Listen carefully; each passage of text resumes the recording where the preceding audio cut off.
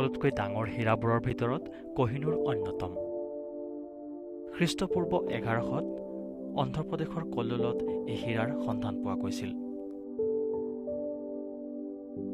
পাৰ্চী ভাষাত কোহিনুৰৰ অৰ্থ হৈছে পোহৰৰ পাহাৰ। প্ৰায় 900 বছৰ আগতে সন্ধান পোৱা এই কোহিনুৰ এটা শাপিত হীৰা, অৰ্থাৎ ইয়াক কেৱল মহিলাসকলেহে পিন্ধিব পাৰে। যিসকল পুৰুষ ৰজাই এই হীৰা পিন্ধিছিল বা ৰাখিছিল তেওঁলোকৰ ৰাজ্য বেছি দিনলৈ টিকি থাকিব পৰা নাছিল। কিন্তু দুৰ্ভাগ্যবশতঃ 1849 চনত এই হীৰা ইষ্ট ইণ্ডিয়া কোম্পানীৰ হাতলৈ যায়। কোৱা হয় যে পাঞ্জাৱৰ মহাৰাজা কলিংগ সিংহই মহাৰাণীলৈ উপহাৰ স্বৰূপে আগবঢ়াইছিল।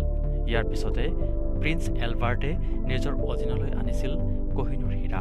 এনেদৰে ভাৰতৰ হীৰাই ব্ৰিটেইনৰ ৰাণীসকলৰ মুকুটৰ শোভা বৰ্ধন কৰি আহিছে।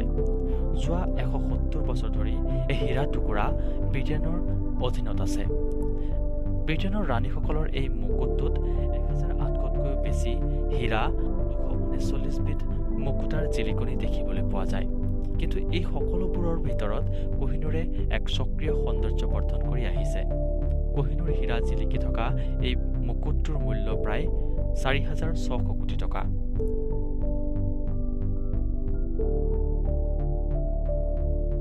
পাঁচ কেৰেটৰ এই হীৰা উভতাই অনাৰ বাবে বহুবাৰ উত্থাপন হৈছিল দাবী।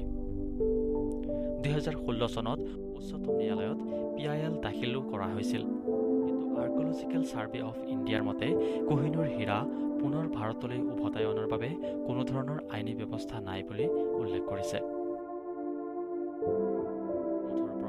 ভাৰতৰ কোহিনুৰ হীৰাই যে সমগ্ৰ বিশ্বব্যাপী এক সুনাম অৰ্জন কৰি আহিছে সেয়া কোনেও নুই কৰিব নোৱাৰে।